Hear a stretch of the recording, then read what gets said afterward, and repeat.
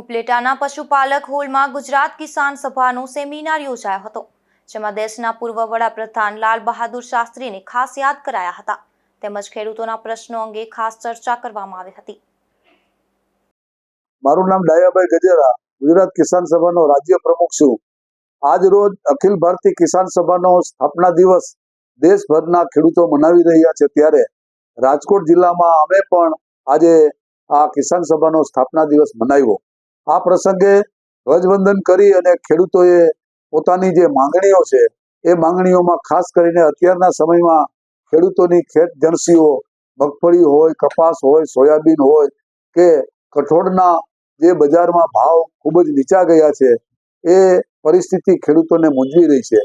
ખેડૂતોની કાયમી માંગ છે કે ખેડૂતોને MSP ગેરંટી કાયદો બને અને એના માટેની લડતો પણ કરવામાં આવી હતી કે સરકાર આ અંગે કોઈ હજી હિલચાલ દેખાતી નથી। સ્વામિનાથન સમિતિની ભલામણ મુજબના ખેડૂતોને ભાવ મળવા જોઈએ, તો જ ખેડૂતો બચી શકે।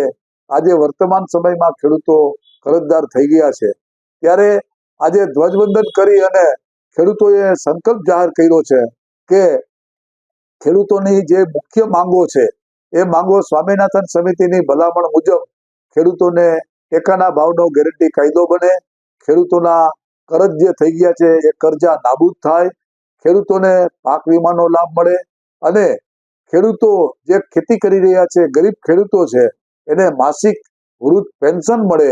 એ મુખ્ય માંગો અંગે દેશભરના ખેડૂતોને આજે આંદોલિત કરવા માટેનો કાર્યક્રમ નક્કી કરવામાં આવ્યો છે।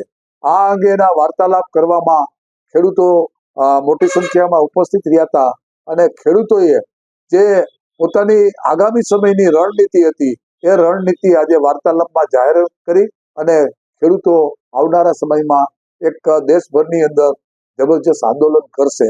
વર્તમાન સરકારે જે ખેડૂતો કાયદા વિરુદ્ધ લડ્યા હતા અને એ 3 કાયદા વર્તમાન સરકારે નાબૂદ કર્યા, એ કાયદાના વિકલ્પ રૂપે ફરી પાછા એ જ કાયદા ન્યૂ એગ્રીકલ્ચર ઇકોનોમિક પોલિસી જે છે એ પોલિસીની ફ્રેમ થઈ રહી છે, એનો અમે પણ વિરોધ કરવા જઈ રહ્યા છીએ।